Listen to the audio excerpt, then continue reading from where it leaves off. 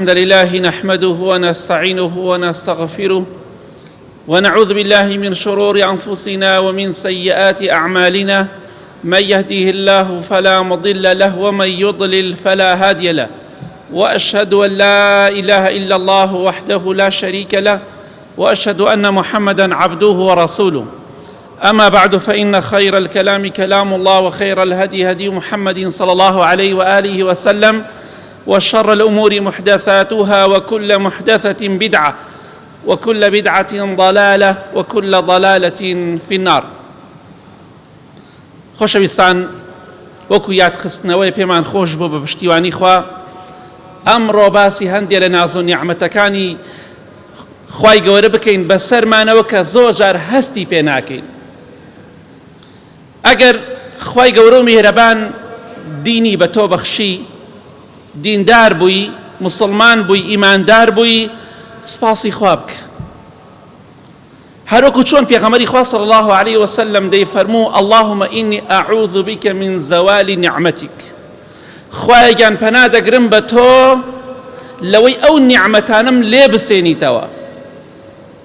کاتێککە ئیمانداری ڕوو لە خوای سپاسی خوا بکە لەسەر ئەو نیعمەتە گەورە، چونکە بە ملیارەها خەڵک هەیە خوا لەو نیعمەتە بێبەشی کردووە بەهۆی تاوانەکانیەوە. بۆیە بەردەوام سپاسی خوا بکە کە ئیمانداری خوای گەورە لەو هەموو خەڵکەدا تۆی هەڵبژاردووە، ئیمان و تەقوای بە تۆ بەخشیوە، ڕێگای خواناسی پیشانی تۆداوە، سپاسی خوا بکە لەسەری. چونکە لەوانەی ئینسان پەنا بە خوای گەورە ئەو ئیمانەی لێ بسێنرێتەوە، ئەو کاتە خەسارەتمەندی دنیا و قیامەت دەبێت. چەندەها کەسمان بینی دیندار بوو، بەڵام پێش ئەوەی بمرێت پەنا بە خوای گەورە وازی لە دینەکەی هێنا. بۆیە خۆشەویستی خوا فەرمێ صلی الله عليه وسلم بە کردەوەی هیچ کەسێک معجب مەبن. لا تعجبوا بعمل أحد حتى تنظروا بما يختم له. بە کردەوەی هیچ کەسێک معجب مەبن، مەخەڵەتێن، تەماشاکەن بزانن ئەو کەسە بەچی کۆتایی دێ، چونکە کۆتایی کردەوەکان زۆر گرنگە. خوای گەورە ئاخرمان بەخێر بگێڕێ. بۆیە ئەگەر خوای گەورە دینی بە تۆ بەخشی، ئیمانی بە تۆ بەخشی، ڕوت لە خوا بوو، سپاسی خوا بکە و داوەش بکە خوایە گیان ئەو ئیمانم لێ نەسێنیتەوە. چونکە پێغەمبەران سەلامی خوایان لەسەر بێ خواناسان هەموویان ترساون لەوەی کە خوای گەورە ئاخریان بە شەڕ بگێڕێ لەسەر ئەو نیعمەتە گەورەی کە ئێستا هاتووی بۆ مزگەوت و نوێژ دەکەی، سپاسی خوا بکە، بڵێ خوای ئەم نیعمەتەم لێ نەسێنیتەوە. ئەگەر خوای گەورە عەقڵ و ژیری بە تۆ بەخشی، بە خۆت و ماڵ و منداڵت، سپاسی خوا بکە لەسەری. الحەمدولله من عەقڵم هەیە، چونکە وا دەزانن عەقڵ نیعمەتێکی بچووکە، عەقڵ گەورەترین نیعمەتە. چونکە ئەگەر ئینسان عەقڵی نەبوو، نوێژیشی لەسەر فەرز نابێ، زەکاتیشی لەسەر فەرز نییە بیدا، حەجیشی لەسەر فەرز نییە، ڕۆژوشی لەسەر فەرز نییە. بۆیە زۆر گرنگە، عەقڵ زۆر گرنگە.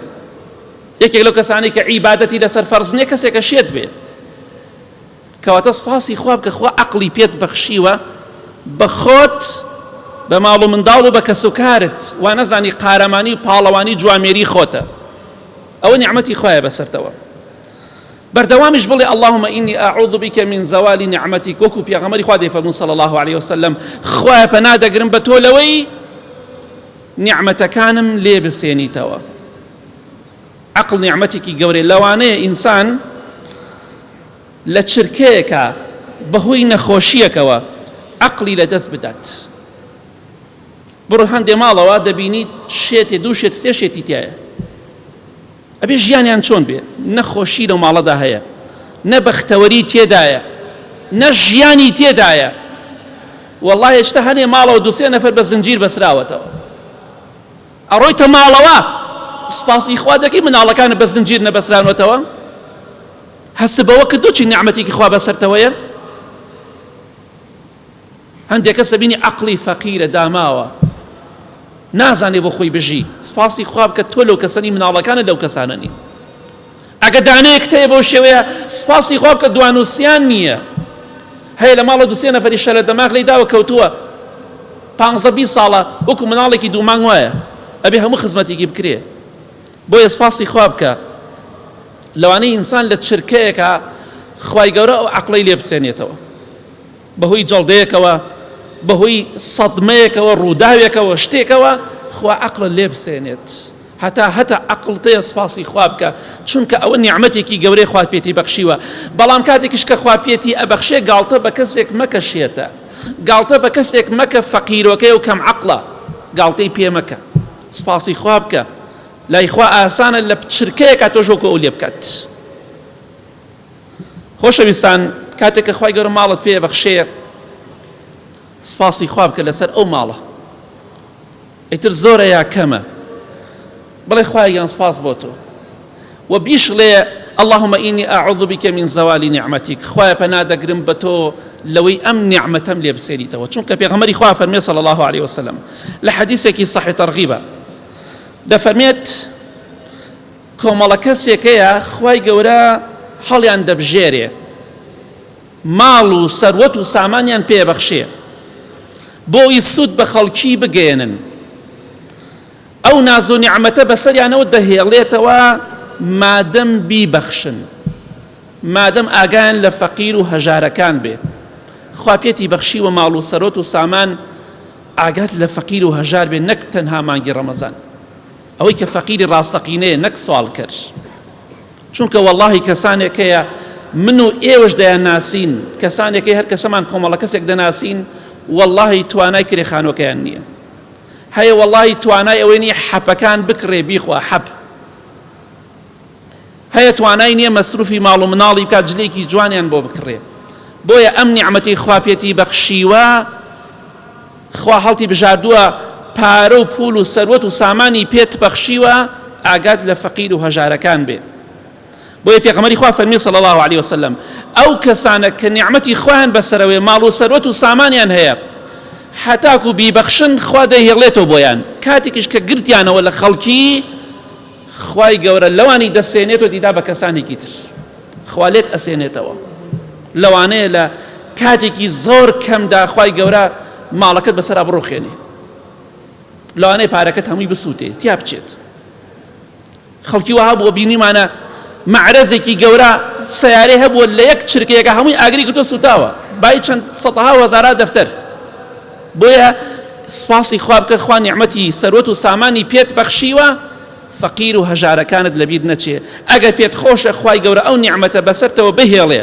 و نەبێتە بەڵایە بۆ قیامەتت ئاگات لە فەقیر و هەژارەکان بێت یارمەتیان بدە خۆشەویستان کاتێک کە خوای گەورە شخصیتێکت پێ بەخشەیە کەسێکی بەڕێزی لە ناو خەڵکیدا سیقە و متمانە و خۆشەویستی تۆ لە ناو خەڵکیدا هەیە سپاسی خوا بکە لەسەری کەسانێکەیە نە خەڵکی خۆشیانی دەوێ نە سیقەیانەیە لای خەڵکی نە شخصیەتیشیانەی دوو لە ڕیبەڕێستە بۆی ئەمە خوای گەورە بە هەموو کەسێکی نابەخشێ خوای گەورە ڕێز و حرمەتێکی بە تۆ بەخشیوە کەسێکی خاوەن شخصیەتی خاوەن سیقەی لە نێوان خەڵکیدا خۆشەویستی خەڵکی خۆشتی دەوێ سپاسی خوا بکە لەسەر ئەو نیعمەتە گەورەیە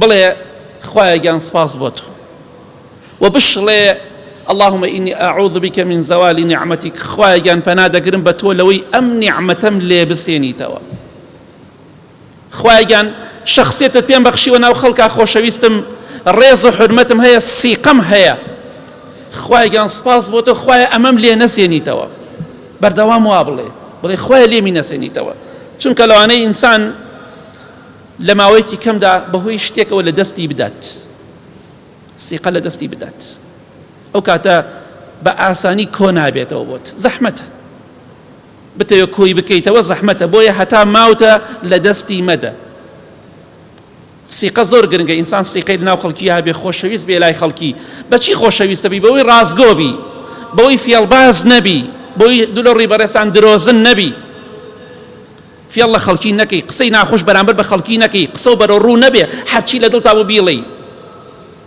زۆر جا باسێکم ئەو کەسانی کە قسەیان بەرەو ڕووە خەڵکی زۆر ڕقی لێیانە لای خەڵکی خۆشەویست نین بەحساب مەدحی خۆیەکە بەڵام ئەمە لە ڕاستیە مەدح نییە زەمە بۆ خۆی قسە نابێ هەموو شتێک بوترێ نابێ بدەی لە جەرگی خەڵکو جەرگ و دڵی ببچڕێنی وەڵام من قسەم بە قووەتە بەخوا قسە لە کەس قبوڵ ناکەم هەرچی بێی تەقێن دە بەخوا کەس خۆشتی ناوێ بەخوا لە دڵەوە مەحەبەت و خۆشەویستی تۆ لای خەڵکی نییە، چونکە هەموو کەسێک دەتوانێت قسە بکە، بەڵام ئەبێ هەندێک جار دەمی خۆت بگری، نابێت ئەزانی کابرا دڵی بریندار دەبێ، خوا شەخسیەتێکی پێت بەخشیوە بەردەوام بە لەسەری خۆشەویستی لەناو خەڵکە، بەردەوام بە لەسەری بێڕێزی بەرامبەر بە خەڵکی مەکە، چونکە لەوانەیە خوای گەورە لێت بسێنێتەوە ئەگەر شایستەت نەبێ. نەفرێک دەناسم تووشی کێشەیە زۆر گەورە بوو، وتی خوای گەورە ڕێز و حورمەتێکی بە من بەخشی، بەڵام لێمی سندەوە دیارە شایستەم نەبووە، زۆر بەزین پێهاتەوە،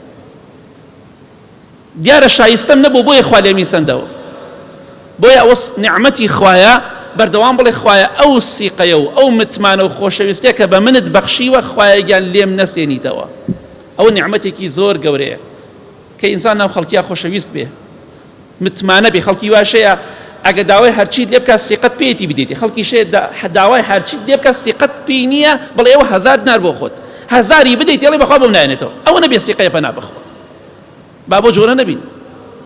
یا ربی خوا لە گوناهەکانمان خۆش بی، لە گوناهی دایک و باوک و مردووەکانمان خۆش بی، خوای گیان شیفای نەخۆشەکانمان بدەی.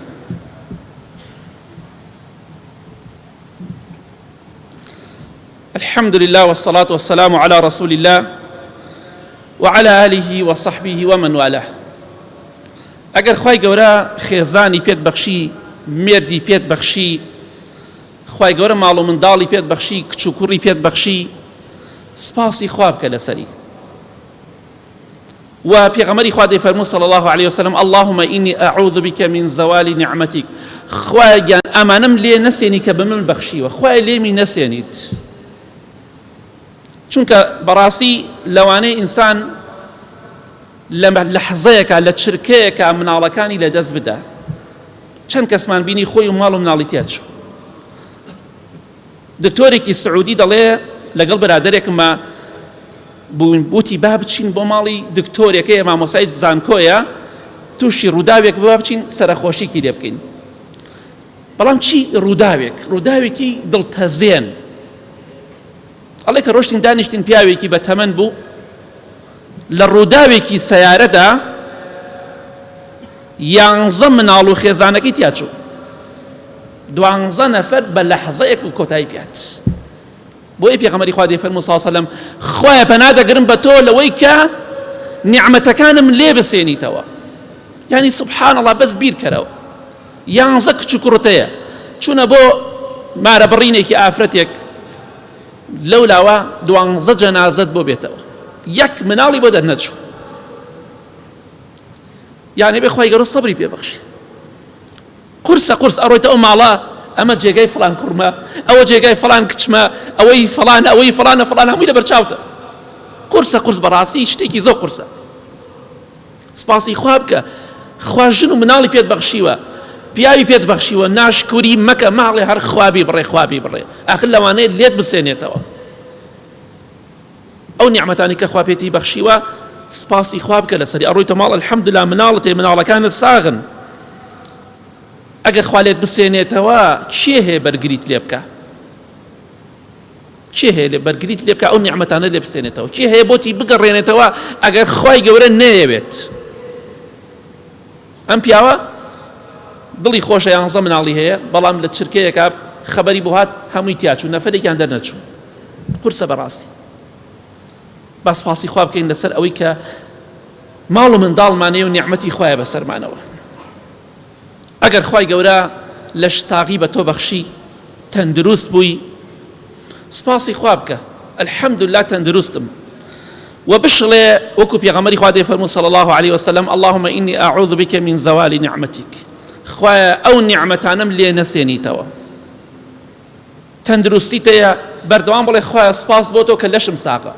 چەند جار باسمان کرد بەرادەرێکم هەیە بەسەری ئیشەکە، خوای گەورە شیفای بدە، دوعای خێری بۆ بکەن، خوای شیفای بدە یا ڕەبی. ئەم پیاوە بەسەری ئیشەکەات، ئەڵێ چارەسەرەکەم لە ئوردن هەیە بە 250 دەفتەر، 250 دەفتەر بدات، ئەم جا وەکو من و تۆ قاچ و دەستی دەجوڵێ و دەتوانێت بڕوات و بجوڵێ، ئەم دەست جوڵانە بە 250 دەفتەرگە قاچتە، بە کەیفی خۆت قاچە جوڵێنی، ئەڕۆی دەسە جوڵێنی، وا دەزانێمە ئازایەتی خۆت و باوباپیرتە، خوا و نیعمەتی پێت بەخشیوە. ئەڵێ وەڵڵاهی دەیەها ساڵە دەستم نەبردۆ بۆ دەم، نانێکم بە دەستی خۆم نەخواردووە. ئەگە خوالێتی بسێنێ ئەم سیحەت و تەندروستیە چێ هەیە بۆتی بگەڕێنێتەوە؟ گەنجێک دەڵێ لە مزگەوتی پێغەمبەری خوا صلی الله علیه وسلم دانیشتە بووم، قورئانم دەخوێند، پیاوێک بە بەردەما تێ ئەپەڕی، ئەڕۆیشت و ئەگەڕایەوە. هەموو جارێکە دەڕۆیشت و دەگەڕایەوە سەیرێکی منیە کرد. وتم باشە ئەم پیاوە بۆچی سەیری منەکە؟ کەسێک تۆ دامنیشی کەسێک بە بەردەم تا بڕوات، هەموو جارێکە دەڕۆیشت و دەگەڕایەوە سەیرێکی ئەم پیاوەی دەکرد، قورئانی دەخوێند. ئەڵێ چەند جارە سەیرم کرد، وتم برای بەڕێزم وەرە چی ئیشێکت بە منە؟ من لە خزمەتام.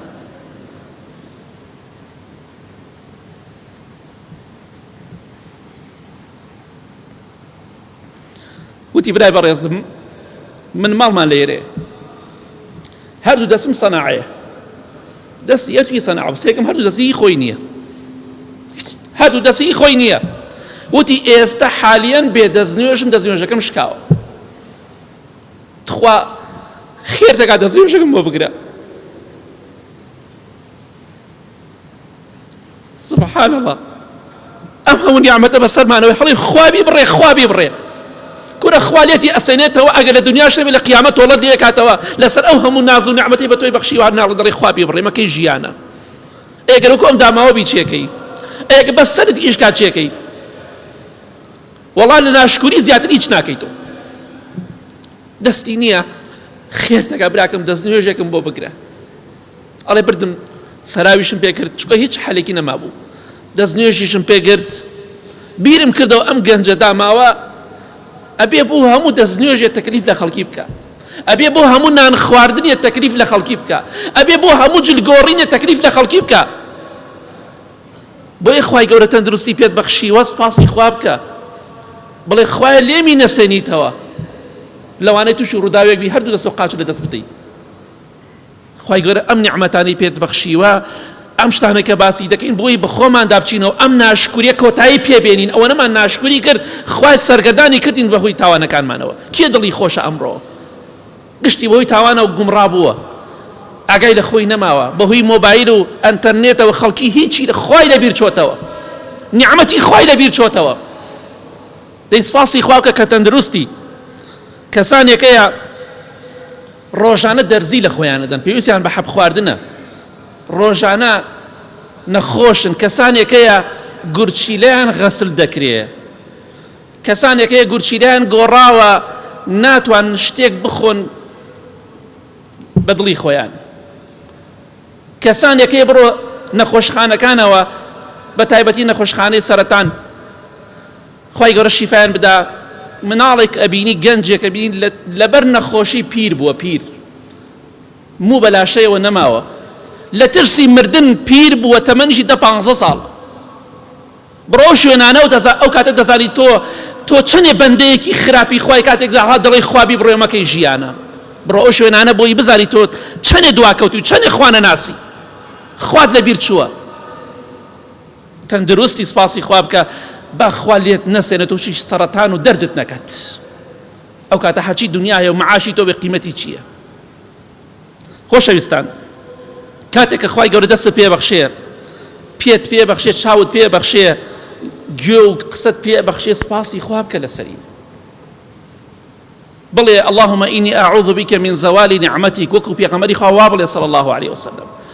خۆشەویستی خوا دەیفەرموو صلی الله عليه وسلم، خوایە پەنا دەگرم بە تۆ لەوەی نیعمەتەکانم لێ بسێنیتەوە لە کاتێکە خۆشەویستی خوایە صلی الله عليه وسلم. کەسانێکی ئاواتیان ئەوەیە چاوێکیان هەبێ دنیای پێ ببینن، کەسانێک دەبینی زمانێکیان نییە قسەی پێ بکەن، گوێیەکیان نییە شتی پێ ببیستن، دەستێکیان نییە شتی پێ بخۆن، پێیەکیان نییە پێی بڕۆنە ڕێەوە. ئەی تۆ سپاسی خوا دەکەی لەسەر ئەم هەموو نیعمەتە بەسەر تۆیە؟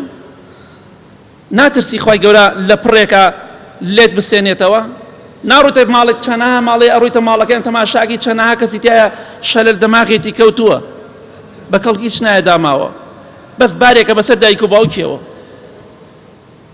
نەتوانێ هەڵسێ، نەدەتوانێ شتێک بە دڵی خۆی بخوا، نە عەقڵی هەیە نە هیچ شتێک.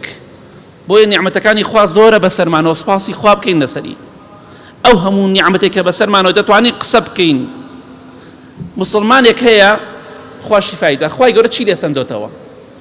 دەممان ئێمە دەممان لیکەکە، لیکێک لە دەمانەیە بەردەوام دەممان تەڕە، ئەو داماوە خوا ئەو نیعمەتی لێ سەندۆتەوە. هەر بیبینە بەردەوام ئاوە کاتە دەمی بەردەوام بۆی دەمی ناودەمی تەڕ بێ، ناودەمی بەردەوام ئاوە خوات دەمیشی ڕوشک.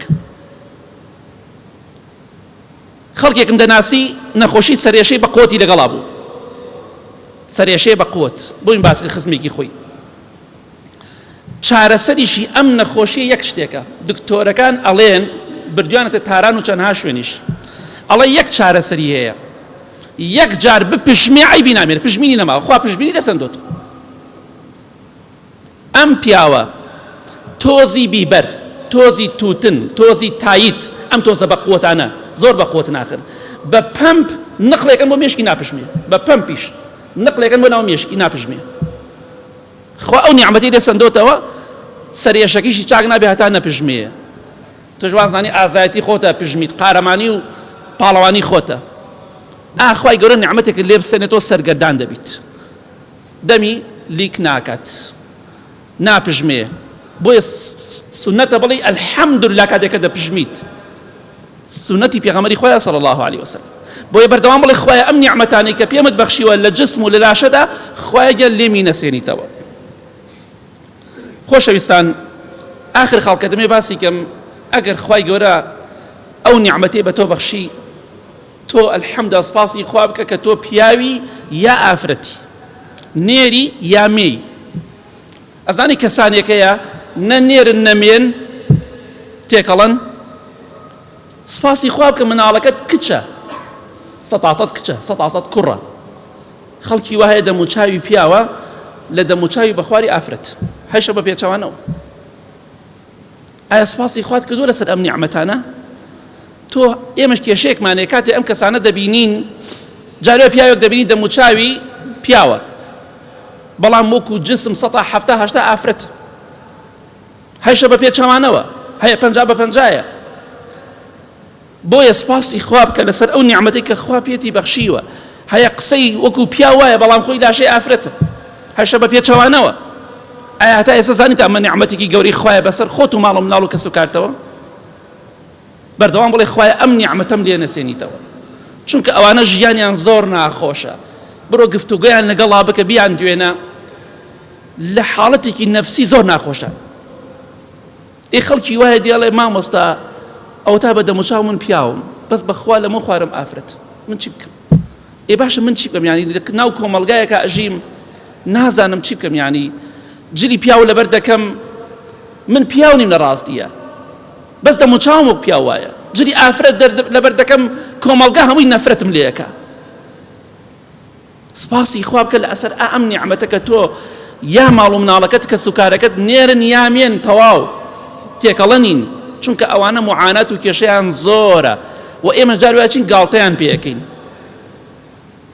گاڵتەیان پێ مەکە، سپاسی خوا بکە کە تۆ وانیت، دوعای خێری بۆ بکە، دڵی بدەرەوە، گاڵتەی پێمەگە پێوەم ڕامە بێرە، چونکە خوای گەورە لەوانەیە بەهۆی دوعایەکی ئەو کەسە و بەهۆی دڵشکاندنی ئەو ئینسانەوە خوای گەورە تۆڵەت لێ بکاتەوە، سەرگەردانت بکات، زەلیل و ڕسوای دنیا و قیامەتت بکات. گاڵتە بە خەڵکی مەکە، ئەوەی کە بەسەرتەوەی هەموو نیعمەتی خوایە، وما بكم من نعمة فمن الله. خوای گەورە دەفەرمی هەرچی نیعمەتێک بەسەر ئێوەی هەمووی نیعمەتی خوایە، سپاسی خوا بکە لەسەری. لە کۆتاییدا دەڵێم ئەو نیعمەتانەی کە خوا پێمانی بەخشیوە سپاسی خوا بکەین لەسەری، و وەکو پێغەمبەری خوایش صلی الله علیه وسلم بڵێن خوایە پەنا دەگرین بە تۆ کە ئەم نیعمەتانەمان لێ بسێنیتەوە، چونکە کاتی لێمانی سندەوە هیچ کەسێک ناتوانێت پێمانی بەخشێتەوە جگە لە خوای گەورە. اللهم اغفر للمؤمنين والمؤمنات والمسلمين والمسلمات الأحياء منهم والأموات من أهل السنة والجمعة والجماعات. يا ربي خواش شفای نەخۆشەکانمان بدەی، بە تایبەتی ئەوانەی نەخۆشن و داوای دوعای خێرەکەن، خوایە شیفایان بدەی. یا ربی خوایە وامان لێ بکەیت لەسەر ئەو هەموو ناز و نیعمەتەی تۆ، سپاسی تۆ بکەین و بەردەوام خوایە گیان بڵین الحەمدولله. یا ربی خوایە بەهۆی تاوانەکانمان و ناز و نیعمەتەکانمان لێ نەسێنیتەوە. یا ربی خوایە ئەوانەی نەخۆشن شیفایان بدەی، ئەوانەی قەرزارن قەرزاریان بۆ دەبرکەی، ئەوانەی دڵیان خەمبارە خوایە دڵیان خۆشکەی. یا ربی خوایە ئەو کچ و کوڕانەی زەواجیان نەکردو بۆیان ئاسان کە یا رب العالمین. خوایە گیان ئاخرمان بەخێر بگێڕی، لەو کەسانەمان بگێڕی، بەردەوام لەسەر خۆشی و ناخۆشی سپاسی تۆ بکەین، آمين آمين آمين. وصلى الله على محمد وآله وصحبه أجمعين.